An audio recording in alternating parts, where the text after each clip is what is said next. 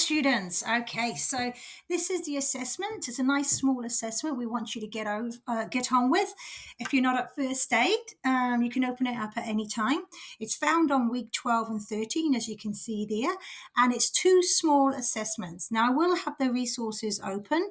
I just want to do some voiceovers on the PowerPoint so you know where I'm guiding you into the right direction. Here are your two assessments, here and here. And here are your two drop boxes. So they are split into two because they are graded individually. Okay, so if you want to start on the coaching and the mentoring, you just click and open it here, and then you click again, clickety click, open up a Word doc, and here you will see the instructions. So this is about comparing similarities as well as describing them a bit more. I'm just going to, for some reason, I do not know why track changes are still on there. Okay, cool. So it's weighing out 20%. The questions that are going to be asked is using the template provided, create a table that clearly outlines the similarities and the differences between the terms coaching and mentoring. That's the first one. And then the second one is you need to express two separate examples that where you have seen coaching or been coaching or seen mentoring or been a mentor using the principles involved. It doesn't always have to be a good example. It could also be a bad example. So that's the two main questions. Let's go down. So it's just this template here, nice short answers. I've answered the first one for you. Well, our manager has answered the first one for you. You will find these answers in the PowerPoints under the resources, and I will explain them in a different way for you to put your own wording in here. So what's the main focus of a coach compared to a main focus of a mentor?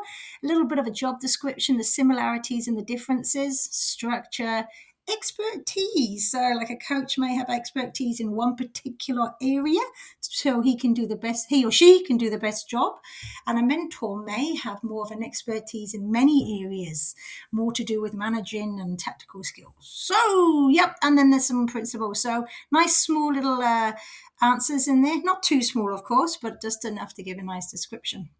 This one then is an actual example using what you know, all of these things here and some principles. Where have you seen or where have you had the experience of being a coach? So coaching could be an orientation of you taking someone for an orientation, a new member of staff.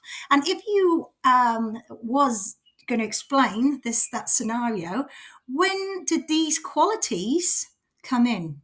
Okay, what did you need to know? What was your end goal? What sort of questions did you ask your new member of staff to know that their learning was happening? What sort of time frame? So obviously an orientation can be up to 3 days, whereas maybe just showing a small task might be 20 minutes. So just a little bit of a scenario, an example of when you have either demonstrated coaching or seen coaching, you've been coached.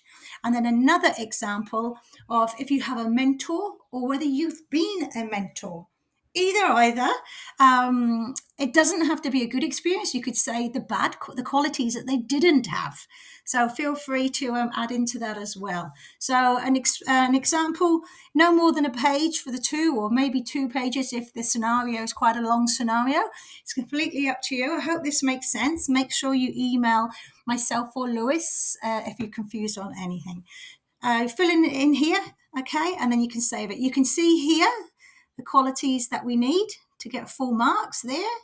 Excellent examples and showing all the demonstrated, is it effective, and was there qualities included or not.